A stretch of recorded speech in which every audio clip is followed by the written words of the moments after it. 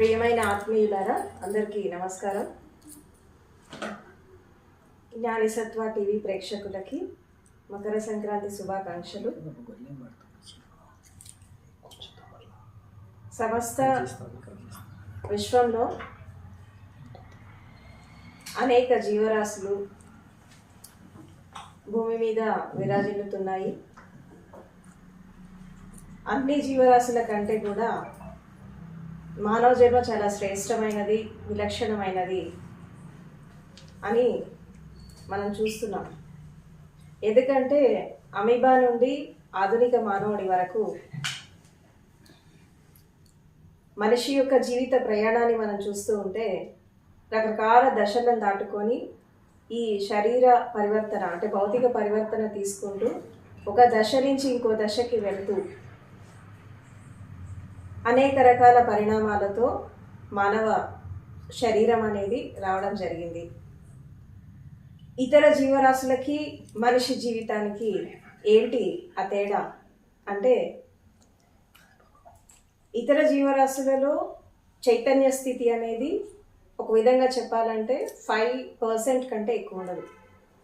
5 to 10% మధ్యలో చైతన్య స్థితి ఉంటుంది. ఇప్పుడు ఏకకణ జీవి నుంచి ఒక ప్రయాణం అనేది స్టార్ట్ అవుతున్నప్పుడు ఏకకణ జీవి అనేది ఎలా ఉంటుంది, చాలా సూక్ష్మంగా ఉంటుంది, కళ్ళకి కనిపించినటువంటి స్థితిలో ఉంటుంది. దాంట్లో చైతన్యం అనేది 0.1% మాత్రమే ఉంటుంది. అలా ఈ బహుకణ జీవులు, రకరకాల జీవరాశులు, భూమి లోపల ఉండేవి, ఆకాశంలో ఎగిరేవి, తర్వాత నీటి లోపల ఉండేవి, ఈ పాతాళంలో ఉండే జీవరాశులు, భూమి పైన నివసించే జీవరాశులు, ఇలా రకరకాల స్టేజెస్ మనం తీసుకుంటూ ఉంటే ఇక్కడ ఏం జరుగుతుంది అంటే, ప్రతి ఒక్క దశలో శరీరం అనేది అభివృద్ధి జరుగుతుంది, కానీ శక్తి వికాసం అనేది చాలా తక్కువగా జరుగుతుంది. ఇప్పుడు ఇక్కడ ఒక జీవి భూమి మీద మనుగడ సాగించాలంటే ఒకటి విశ్వశక్తి, రెండవది ప్రకృతి శక్తి, తర్వాత మూడవది పంచభూతాలు, తర్వాత పంచతత్వాలు, పంచప్రాణాలు, తర్వాత 21 ఇంద్రియాలు. వీటితో ఒక ప్రయాణం అనేది మొదలవుతుంది ఒక జీవికి. ఈ మొదలవుతున్నటువంటి క్రమంలో ఈ యొక్క చైతన్య వికాసం అని ఈవెన్ రాయిలో కూడా, అంటే జీవులు పక్క పెట్టేసి రాయిలో కూడా కాన్షియస్ లెవెల్స్ ఉంటాయి, కానీ చాలా తక్కువ శాతం ఉంటాయి. అంటే అంటారు ఒకప్పుడు ఈ కొండలు గుట్టలు ఇవి కూడా మన రూపాలే అని చెప్పి అంటారు అన్నట్టు. ఎందుకంటే అక్కడి నుంచి ఒక ఈవెన్ హ్యూమన్ ఎవల్యూషన్ ప్రాసెస్లో కూడా ఇదే చెప్తున్నారు. సో ఈ చెప్తున్నటువంటి క్రమంలో రకరకాల స్టేజెస్ దాటుకొని హ్యూమన్ లైఫ్ అనేది వస్తుంది. ఈ మానవ జన్మ అనేది వచ్చాక సాధు జంతువులు ఉన్నాయి, అంతకంటే ముందు పెట్ యానిమల్స్ ఉంటాయి. ఈ పెట్ యానిమల్స్ ఇవి మనిషికి దగ్గరగా సాంగత్యం చేస్తూ ఉంటాయి. అంటే వీటిని ఏమంటారు, మ్యామల్స్ అంటారు అనమాట. మ్యామల్స్ అంటే ఏంటంటే, ఇప్పుడు పక్షిలో కానీ ఇతర జీవరాశుల్లో కానీ ఫస్ట్ ఎగ్ వస్తుంది, ఎగ్ నుంచి మళ్ళీ ఆ పిల్ల బయటకు వచ్చేసి 2 జన్మలు తీసుకుంటుంది. కానీ ఈ మ్యామల్స్ స్టేజ్లోకి వచ్చాక ఏంటంటే డైరెక్ట్ ఒక బేబీనే బయటకు వచ్చేస్తుంది. అది ఆవుల్లో చూడొచ్చు, మనం కుక్కలో చూడొచ్చు, రకరకాల సాధు జంతువుల్లో మనం చూస్తూ ఉంటాం. ఇక్కడ ఈ యొక్క ఎంబ్రియో ఫార్మేషన్ అనేది డైరెక్ట్గా జరుగుతుంది, కానీ ఎగ్ ఫామ్లోకి వచ్చేసి మళ్ళీ ఒక బిడ్డ బయటికి రావడం అంటూ జరగదు. 2 స్టేజెస్ అనేవి ఉండవు. ఈవెన్ మనిషిలో కూడా డైరెక్ట్ బేబీ బయటకు వచ్చేస్తుంది. అంటే ఈ మ్యామల్స్ స్టేజ్కి వచ్చినప్పుడు ఏమవుతుందంటే ఈ కాన్షియస్ లెవెల్స్ అనేవి దాదాపు ఒక 30-40% పెరుగుతాయి. అయితే ప్రతి మనిషి భూమి మీద పుట్టాక ప్రకృతి అనేది ఒక 50% కాంట్రిబ్యూట్ చేస్తుంది ఎనర్జీ అనేది ప్రతిరోజు. ఇప్పుడు ఫర్ ఎగ్జాంపుల్ మనం నైట్ పడుకుంటాం, తెల్లారి లేస్తాం. నైట్ పడుకున్నప్పుడు ఎప్పుడైతే మనం డీప్గా ఒక స్లీప్లోకి వెళ్ళినప్పుడు ఏమవుతుంది అక్కడ అంటే, మనం అక్కడ ఎనర్జీ గెయిన్ చేస్తాం. మళ్ళీ తెల్లారి లేచాక ఆ గెయిన్ చేసినటువంటి ఎనర్జీతో మనం దైనందిన కార్యక్రమాలు, మన లోపల ఎన్నో సిస్టమ్స్ ఉన్నాయి, రకరకాల వ్యవస్థలు ఉన్నాయి మన శరీరం లోపల. ఇవన్నీ కూడా ఎలా నడుస్తున్నాయి అంటే, ఆ యొక్క శక్తి అనేది ప్రకృతి నుంచి శరీరము సహజంగా తీసుకుంటా ఉంటుంది, మన ప్రమేయం లేకుండా ఈ నిద్రలో ఉన్నప్పుడు. అందుకే మనకి నైట్ నిద్ర సరిగా పట్టనప్పుడు తెల్లారి మనం చాలా డిస్టర్బ్డ్గా ఉంటాము. ఎందుకు ఉంటామంటే ఆ శక్తిహీనత అనేది మన లోపల కనబడుతూ ఉంటుంది. సో కాబట్టి ఇక్కడ ఏంటంటే ప్రతి ఒక్క జీవరాశికి నిద్ర అనేది ఎందుకు ప్రకృతి ఇచ్చింది అంటే ఆ నిద్రలోనే మనము ఆ శక్తిని మనం గెయిన్ చేస్తాం. మెలకువలో ఉన్నప్పుడు మరి శక్తి రాదా అంటే మెలకువలో ఉన్నప్పుడు ఎక్కువ ఖర్చు పెట్టేస్తూ ఉంటాం, కానీ శక్తిని గెయిన్ చేయడం అంటూ జరగదు. సో కాబట్టి ఈ యొక్క హ్యూమన్ లైఫ్కి అంటే మానవ జన్మకి వచ్చాక జీవితం అనేది చాలా పరివర్తన చెందుతూ ఉంటుంది. అందుకే కొంతమంది జ్ఞానులు ఏం చెప్తారంటే మనిషి భూమి మీద పుట్టేటప్పుడు తల్లి గర్భంలో నుంచి బయటకు వచ్చినప్పుడు విత్తనం లాగా వస్తాడు. ఈ విత్తనం అనేది అది పగిలి ఒక చిన్న మొలక బయటకు వచ్చి ఆ మొలక ఒక మొక్కలాగా మారి తర్వాత అది ఒక చెట్టులాగా ఒక మహావృక్షంలాగా మారి ఒక ధర్మవృక్షంలాగా మారినప్పుడు మనిషి యొక్క జీవిత వికాసం అనేది జరుగుతుంది అని చెప్పి మనకు ఎంతోమంది జ్ఞానులు చెప్తున్నారు. మరి ఈ యొక్క మనిషి యొక్క జీవన పరివర్తన ఎలా జరుగుతుంది, మనిషి లోపల శక్తి వికాసం ఎలా జరుగుతుంది, ఈ విత్తనంలాగా పుట్టినటువంటి ఒక వ్యక్తి ఎలా తను స్ప్రౌట్ అవుతాడు, ఎలా జర్మినేట్ అవుతాడు, ఎలా ఒక మహావృక్షం అవుతాడు అనేది మానవ జీవితం యొక్క మొత్తం సారాంశం. ఇక్కడ మానవ జీవితంలోకి వచ్చాక ఏం జరుగుతుంది అంటే మనం రకరకాల స్టేజెస్ని చూస్తాం. అంటే శరీరం పరిపూర్ణంగా అభివృద్ధి చెందుతుంది, నాడీ వ్యవస్థ కానీ, తర్వాత గ్రంథులు కానీ, తర్వాత శరీర అవయవాలు కానీ, తర్వాత ఇంద్రియాలు కానీ, తర్వాత 21 జ్ఞానేంద్రియాలు, కర్మేంద్రియాలు, అంతరేంద్రియాలు, 21 ఇంద్రియాలు, ఇవన్నీ కూడా పరిపూర్ణంగా ఒక అభివృద్ధి అనేది జరుగుతుంది మానవ జన్మలో. సో ఈ జరుగుతున్నప్పుడు ఏం జరుగుతుందంటే మనిషి ఈ యొక్క ప్రకృతి నుంచి తర్వాత విశ్వం నుంచి శక్తిని తనకు తానుగా గెయిన్ చేసుకోగలడు. అది కూడా మెళకువతో ఉన్నప్పుడు ఆ పొటెన్షియాలిటీ అనేది మనిషి లోపల ఉంటుంది. కానీ ఇక్కడ ఏమవుతుందంటే ఎవ్రీడే మనం గెయిన్ చేసినటువంటి శక్తి అనేది ఖర్చు అయిపోతుంది. శరీరం ద్వారా కొంత పోతుంది, మనసు ద్వారా పోతుంది, ఆలోచనల ద్వారా పోతుంది, భావాల ద్వారా పోతుంది, ఇంద్రియాల ద్వారా పోతుంది. అంటే మనం గెయిన్ చేసే దానికంటే కూడా ఎక్కువ ఖర్చు పెట్టేస్తున్నాం. దానివల్ల ఏమవుతుందంటే శరీరం అనేది అభివృద్ధి చెందుతుంది, కానీ మానసిక వికాసం జరగట్లేదు, హృదయ వికాసం జరగట్లేదు, తర్వాత శక్తి వికాసం జరగట్లేదు. ఇది జరగకపోవడం వల్ల ఏమవుతుంది అంటే రకరకాలైనటువంటి రుగ్మతలు వస్తున్నాయి. శారీరకంగా వస్తున్నాయి, మానసికంగా వస్తున్నాయి, హృదయపరంగా వస్తున్నాయి, అదేవిధంగా సమాజపరంగా వస్తున్నాయి. రకరకాల నెగిటివిటీస్ పెరిగిపోయినాయి. కాబట్టి మనిషి విత్తనంలాగా పుట్టి విత్తనంలాగా చనిపోతే మానవ జన్మకి సార్థకం లేదు. మరి విత్తనంగా పుట్టినటువంటి మనిషి ఎలా స్ప్రౌట్ అవుతాడు అంటే ఇక్కడ మనకి కొన్ని రకాల ధర్మశాస్త్రాల్లో మనకి కొంతమంది ఋషులు ఏం చెప్తారంటే జన్మన జాయతే శూద్రః సంస్కారాత్ ద్విజ ఉచ్యతి వేద పఠనాత్ భవేత్ విప్రః బ్రహ్మజానాతి బ్రాహ్మణః అని అంటారు.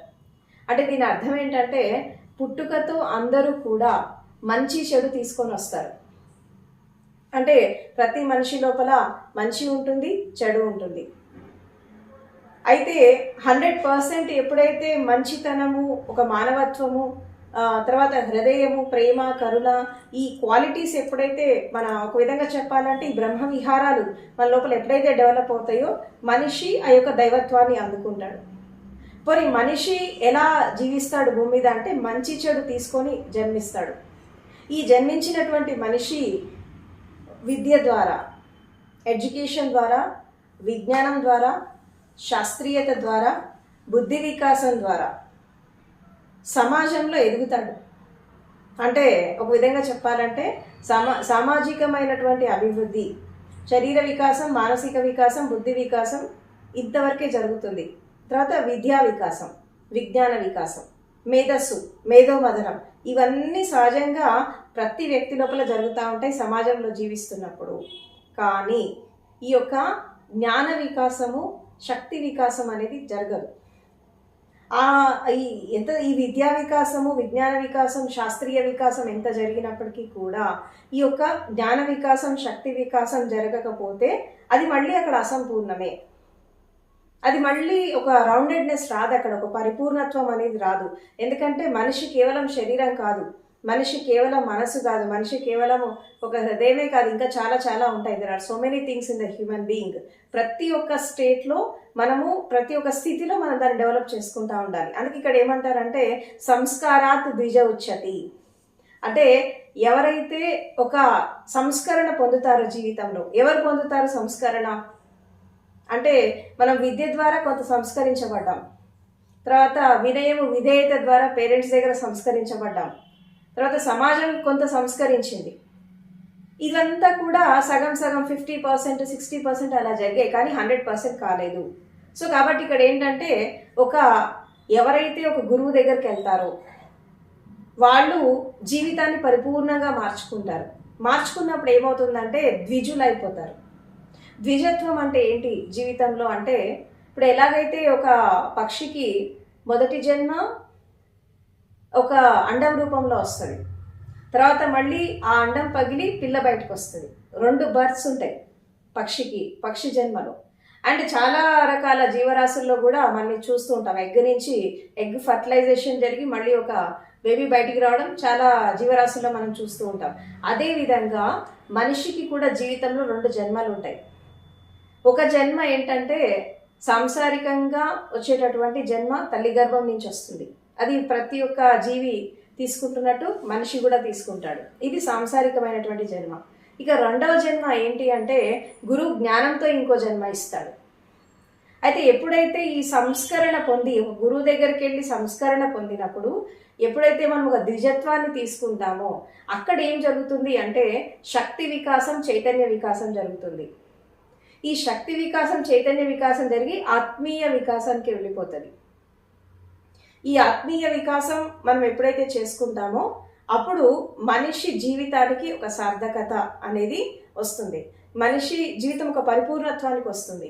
ఎందుకంటే man is nothing but energy, human being is nothing but pure consciousness.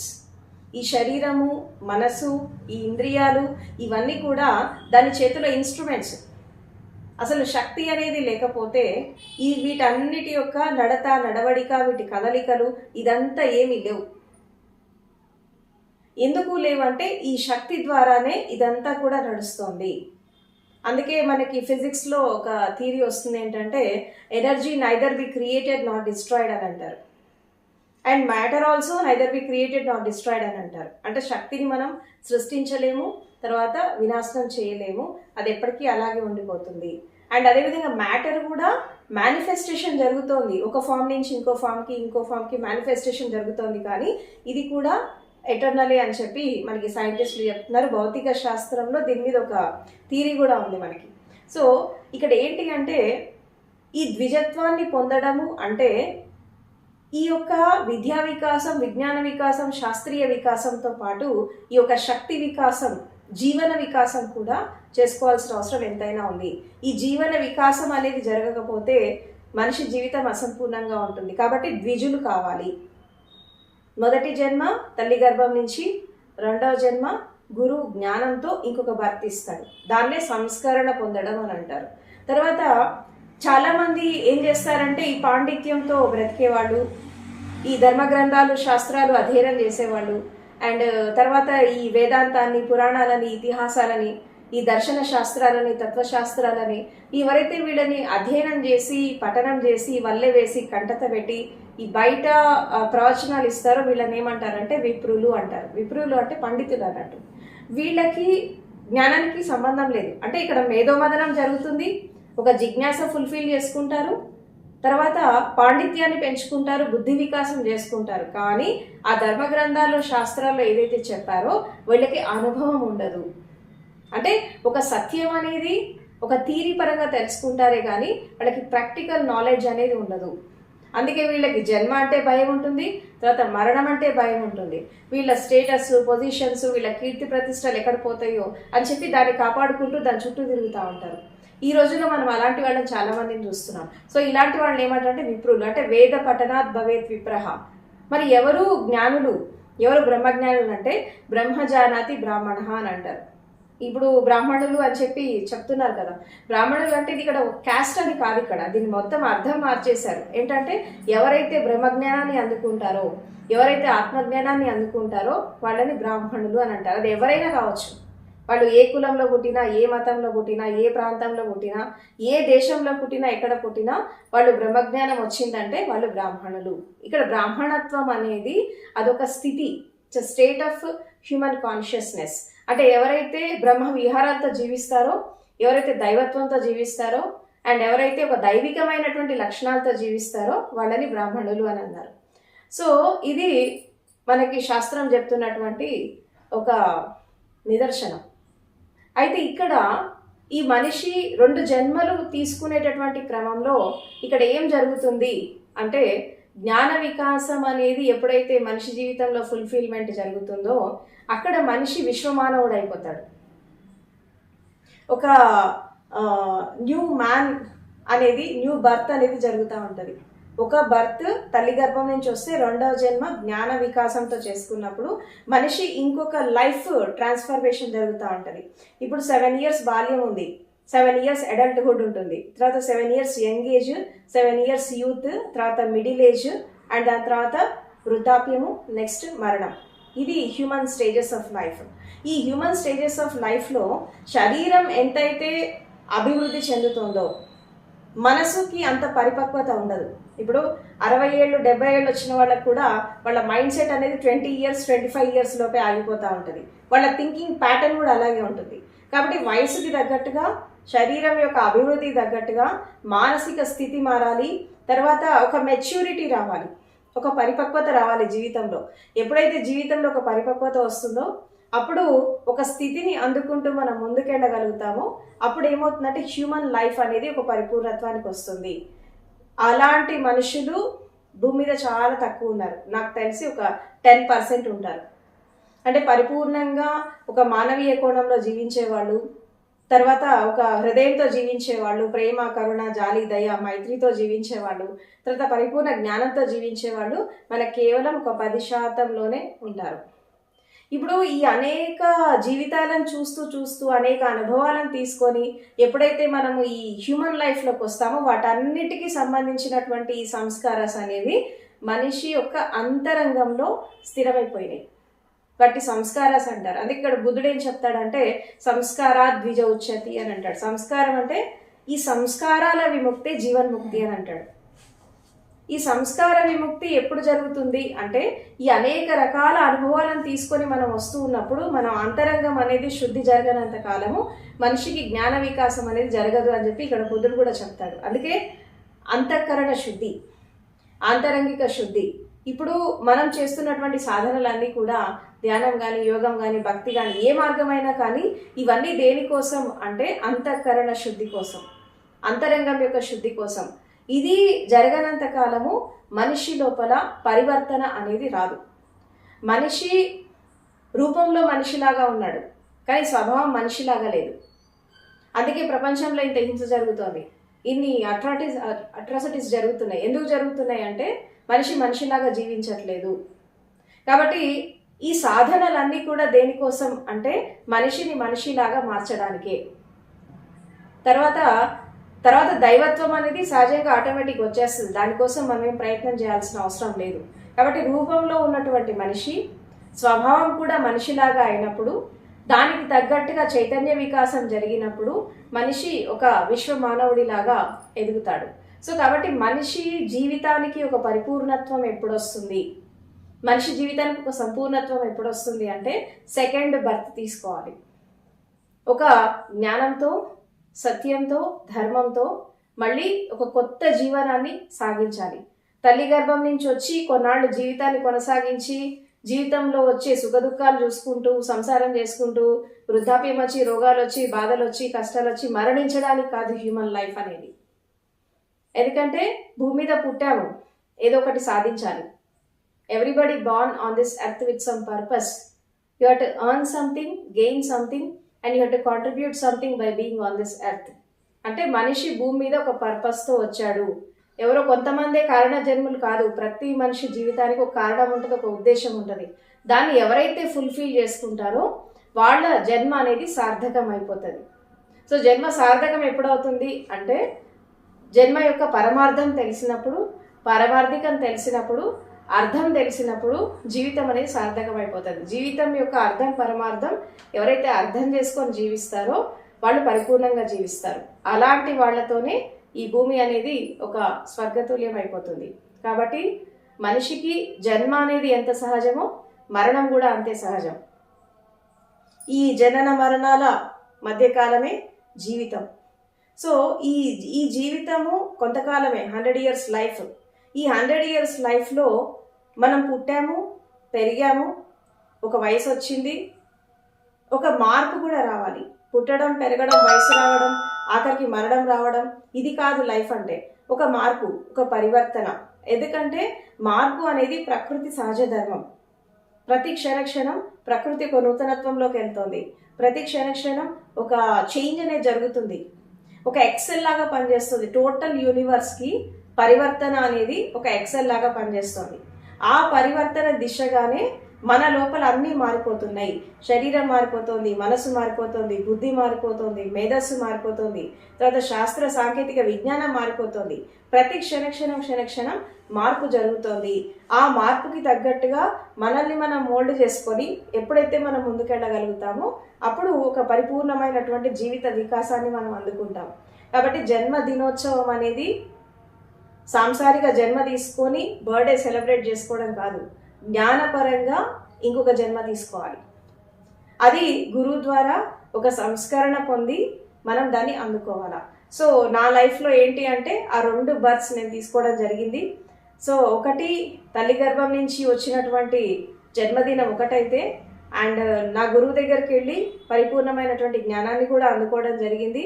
దాదాపు ఈ 30 సంవత్సరాల నా సాధనా జీవితంలో నేను తెలుసుకున్న సత్యం ఒకటే, ఏంటి అంటే మనము భూమి మీద పుట్టాము ఏదో ఒకటి సాధించడానికి, ఒక పర్పస్తో వస్తాము. ఆ పర్పస్ నెరవేర్చుకొని మనం వెళ్ళాలి.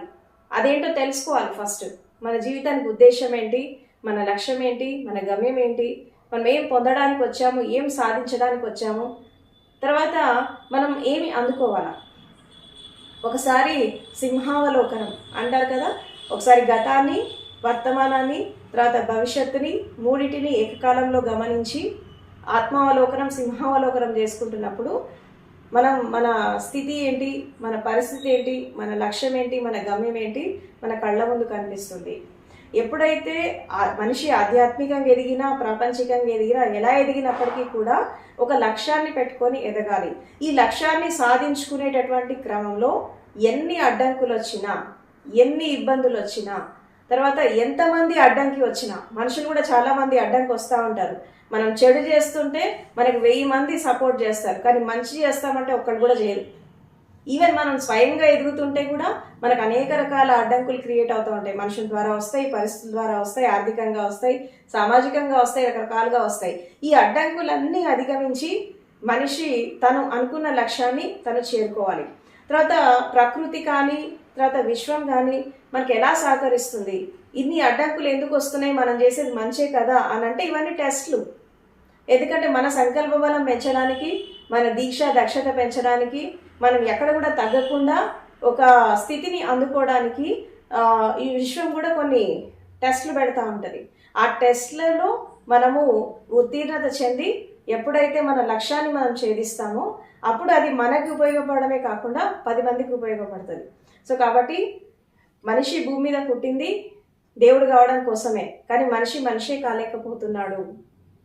ఈ మనిషిని మనిషిలాగా మార్చడానికే ఎంతోమంది కష్టపడ్డారు. పురాతన కాలం నుంచి ప్రపంచంలో ఎంతోమంది ఉన్నారు మనిషిని మనిషిలాగా మార్చడానికి. సో కాబట్టి జన్మ మరణం ఈ రెండిటి మధ్యలో కాలము చాలా చిన్నది. Life is two little to be short. ఎప్పుడన్నా ఏమైనా జరగచ్చు. కాబట్టి ఈ కొంతకాలం జీవితంలో మనం అనుకున్న లక్ష్యాన్ని మనం చేరుకోవాలి. అండ్ ప్రాపంచిక లక్ష్యాలు మనిషికి ఎన్నైనా ఉండొచ్చు, అది ఒక పార్ట్. బట్ స్పిరిచువల్గా ప్రతి వాళ్ళు ఎదగాలి, స్పిరిచువల్గా కూడా ఎదగాలి. ఎందుకంటే శారీరక వికాసం, సామాజిక వికాసము, కుటుంబ వికాసము ఇదంతా ఎంత ఇంపార్టెంటో అంతకంటే ఇంపార్టెంట్ ఏంటంటే మనిషికి జీవిత వికాసం అండ్ స్వయం యొక్క జీవిత వికాసం. ఇక్కడ జీవిత వికాసం అంటే పుట్టినప్పుడు బాల్యంలో ఉండి చచ్చిపోయేదాకా వృద్ధుడయ్యి చనిపోవడం కాదు. ఇక్కడ తల నెరిసింది అని అంటారు చాలామంది.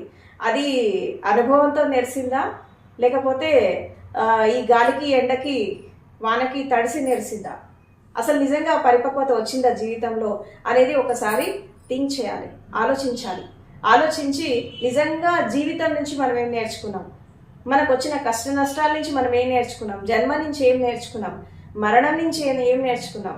మనకు ఎంతోమంది ప్రియమైన వాళ్ళు మన కళ్ళ ముందు చనిపోతారు, వాళ్ళ మరణాన్ని చూసి మనం ఏం నేర్చుకున్నాం. సో ప్రతి ఒక్క మినిట్ ఒక లెర్నింగ్, ఆర్ట్ ఆఫ్ లివింగ్తో, ఆర్ట్ ఆఫ్ లెర్నింగ్తో, ఆర్ట్ ఆఫ్ లిజనింగ్తో మనము జీవితాన్ని మనం పరిపూర్ణంగా చేస్తున్నప్పుడు అప్పుడు మరణించేటటువంటి కళ వస్తుంది. మనిషికి జీవించే కళే కాదు, మరణించే కళ కూడా నేర్చుకోవాలి. సో కాబట్టి సత్యము, ధర్మము, శీలం ఈ మూడింటిని ప్రపంచంలో కాపాడుకుంటూ మనం అనుకున్నటువంటి లక్ష్యాన్ని నెరవేర్చుకోవడం కోసం ప్రతి ఒక్కళ్ళు అడుగులు వేయాలి. ఈ అడుగులు వేస్తున్న క్రమంలో ఎన్ని అవాంతరాలు వచ్చినా మనం దాన్ని అధిగమించి మన జీవితంలో ముందుకు వెళ్ళాలి. ఈ వెళ్తున్నటువంటి క్రమంలో కూడా మనల్ని వ్యతిరేకించే వాళ్ళు ఉంటారు, నిందలేసే వాళ్ళు ఉంటారు, అవమానించే వాళ్ళు ఉంటారు, రకరకాలైనటువంటి స్పర్ధలు వస్తూ ఉంటాయి. బట్ ఏది ఏమైనా ఒకటే ఒక నమ్మకం, ఆత్మవిశ్వాసంతో, మనోధైర్యంతో ఎలా వెళ్ళాలి అంటే, మనము కరెక్ట్గా ఉన్నంత వరకు, మనం సత్యం, ధర్మంతో, శీలంతో ఉన్నంత వరకు మనం ఈ ప్రపంచానికి కానీ మనుషులకు కానీ భయపడాల్సిన అవసరం లేదు. తర్వాత మన లక్ష్యాన్ని మనం నెరవేర్చుకుంటూ ముందుకు వెళ్ళిపోతూ ఉండాలి. సో ఇవాళ నిన్ను కాదన్న వాళ్ళే రేపు మళ్ళీ నిన్ను కావాలనుకొని వస్తారు.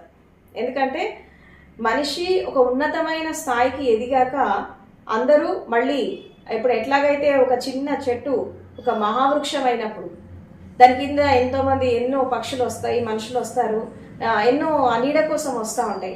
అదేవిధంగా మనిషి కూడా ఒక ధర్మ వృక్షంలాగా ఎదిగినప్పుడు, ఒక విరాట్ వృక్షంలాగా సమాజంలో ఎదిగినప్పుడు అక్కడ ఏం జరుగుతుంది అంటే ఆటోమేటిక్గా అందరూ వచ్చి సేదతీరుతూ ఉంటారు. సో ప్రతి మనిషి జీవితం అనేది ఒక ధర్మ వృక్షంలాగా ఎదగాలి, ఒక మహావృక్షంలాగా ఎదగాలి.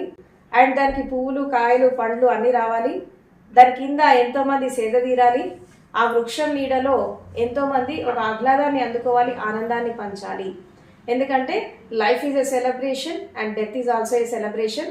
కాబట్టి జీవితాన్ని పరిపూర్ణంగా జీవించండి, సత్యం, ధర్మంతో జీవించండి. అండ్ నెక్స్ట్ బర్త్ తీసుకోండి, రెండో జన్మ కూడా తీసుకోండి లైఫ్లో. మొదటి జన్మతోనే జీవితాన్ని అంతం చెయ్యద్దు. తల్లి గర్భం నుంచి బయటికి వచ్చామంటే అది విత్తనం రూపంలో వచ్చాము. ఆ విత్తనంలాగా చచ్చిపోతే దానికి సార్థకత లేదు. కాబట్టి ఆ విత్తనము పగలాలి, దాని మొలక బయటికి రావాలంటే తప్పకుండా ఒక మార్గదర్శకత్వం ఉండాలి, ఒక గురువు గైడెన్స్ ఉండాలి, సంస్కరణ పొందాలి, ద్విజత్వాన్ని పొందాలి. అప్పుడు ఇంకొక బర్త్ తీసుకొని మీరు పరిపూర్ణంగా జీవితంలో ఎదగాలని చెప్పి నేను కోరుకుంటున్నాను. సో చివరిగా నా మాటలు ఇంత శ్రద్ధగా, ప్రేమగా విన్నారు. మీ అందరికీ కృతజ్ఞతలు. Thank you very much.